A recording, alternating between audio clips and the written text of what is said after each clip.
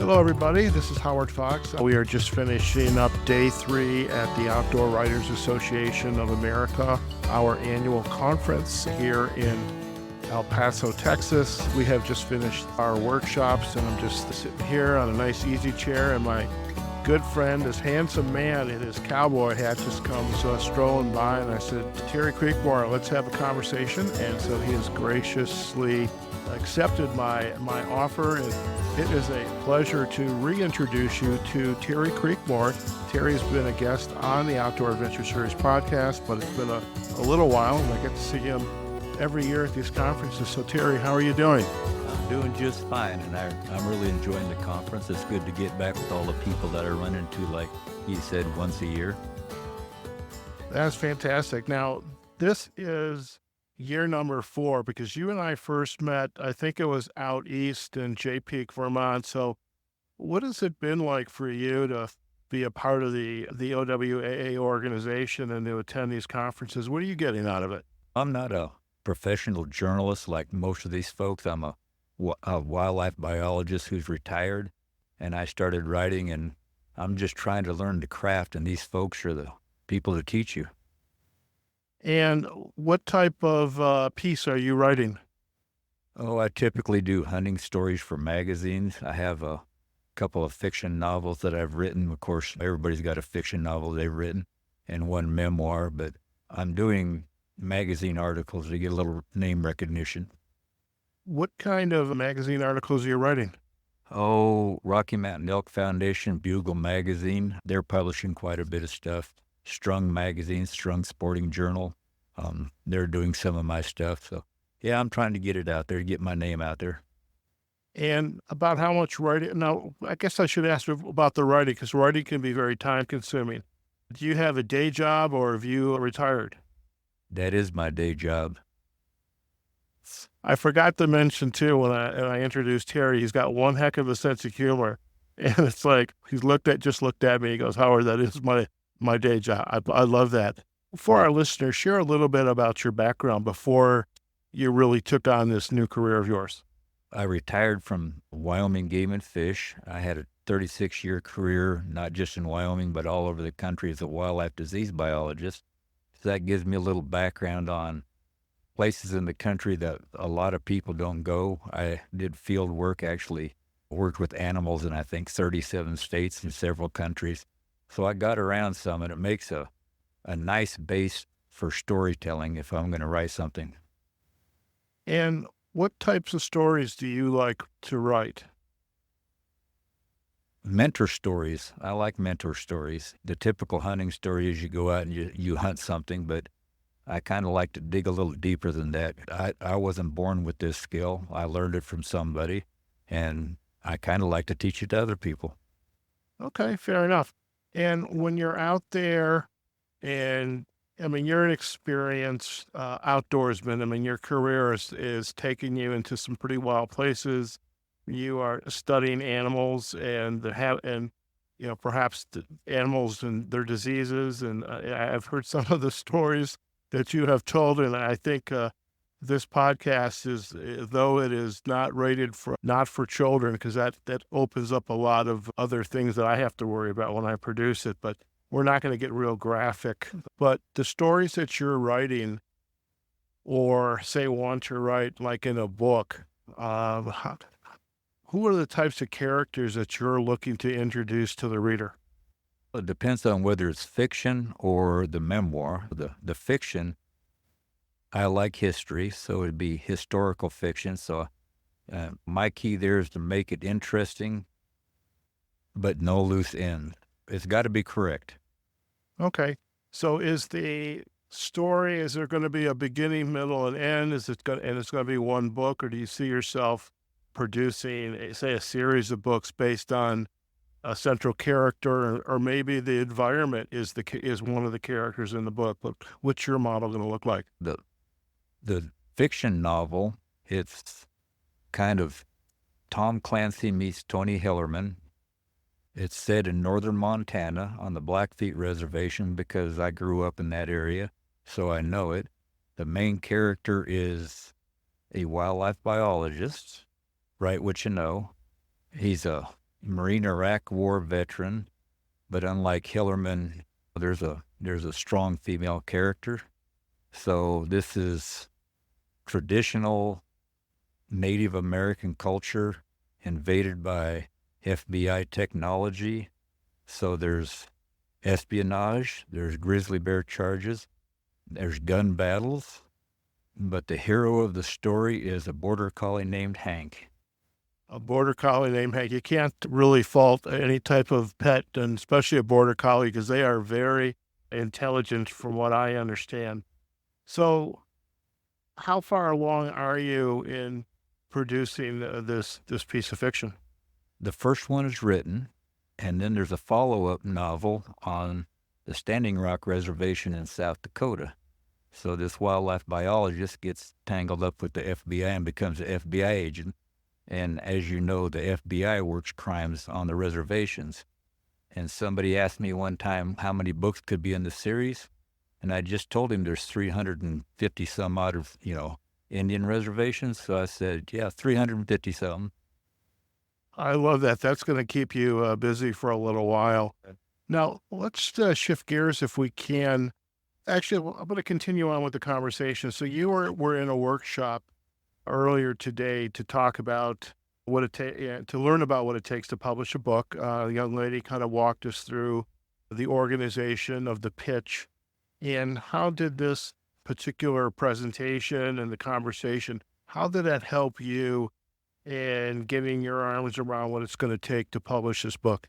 Well, again, I'm not a journalist, so when you look at the publishing process from the outside, it's daunting, if not seemingly impossible.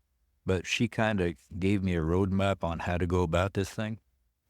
Okay, fair enough. And I have to say, I've written a book. I was one of those that invested in the money and getting the book written in terms of, we can help you get a bestseller. And it's like, I will never do that again, but at least I can say I've written a book. But I actually learned a lot from that process, at least like from the podcasting standpoint to how to produce a pitch for a destination marketing organization. So I found that was helpful. It was also really interesting to learn from folks like yourself, Jonathan, Retha, who were in this meeting and kind of chatting about what their journey has been like.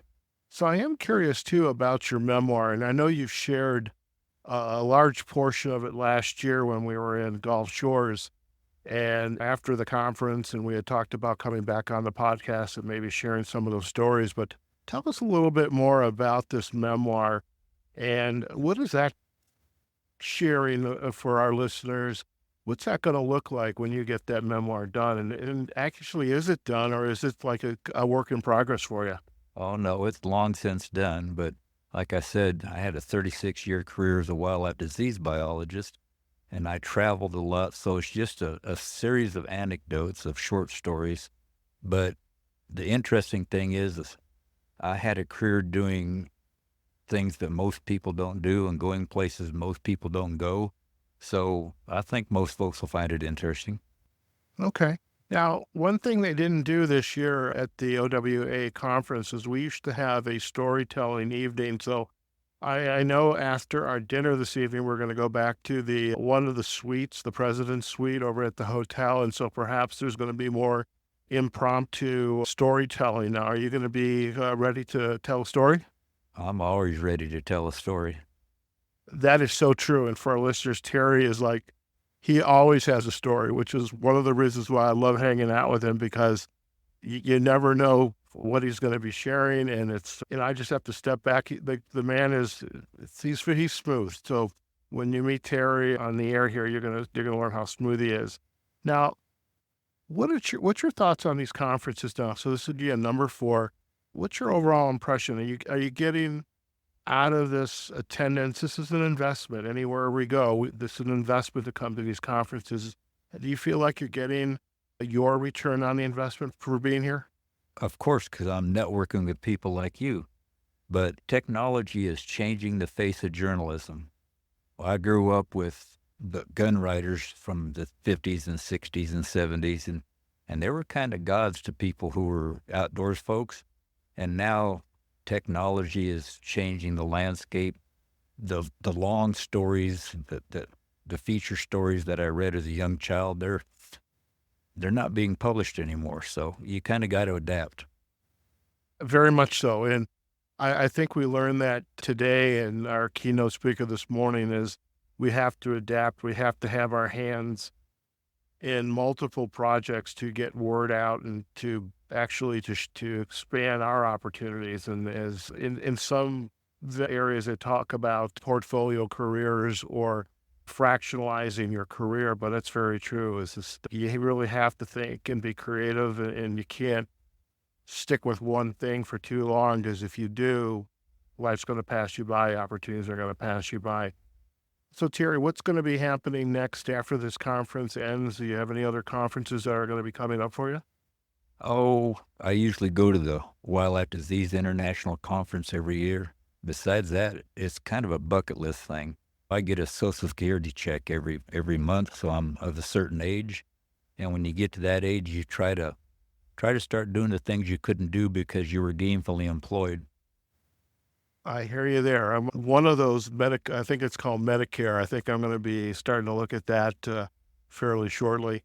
Terry, it is absolutely a pleasure to always see you here at these conferences, and I'm so glad we met up in Jay Peak, and then we were in Casper together again last year in Gulf Shores, and I just, and here we are today in El Paso, and I really, from the bottom of my heart, it's been an absolute pleasure to meet you. I'm grateful for the friendship, and I wish and hope we get together more often and have those conversations and get you back on the podcast, maybe to share some of those anecdotal stories out of your memoir. I know that would be a lot of fun, not only for me to hear it, but also I think our listeners would enjoy it as well.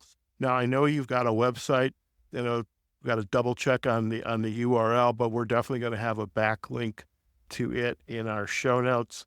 And before we end, if you could share some insight for someone who wants to either get into the outdoor space or maybe start working at a state agency and get that experience, but start to collect stories that someday they can be in your position where they can start to put those electronically out there or on paper, what would be your advice to them?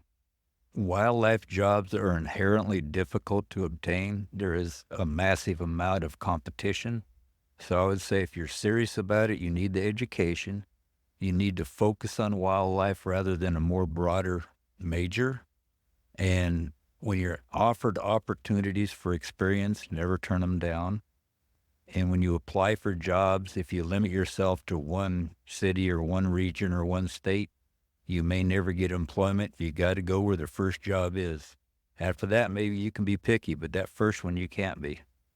I think that is fantastic advice to give. Terry, once again, it's been a pleasure to catch up with you. Thank you so much for chatting with our listeners. So one thing Howard doesn't tell you, we go to these conferences and then they have the awards banquet and it's like, Howard wins, Howard wins, Howard wins. So yeah, he's award winning. I appreciate that, which by the way, I mean, we got to make sure you are applying to our excellence in craft opportunities to get your work out there.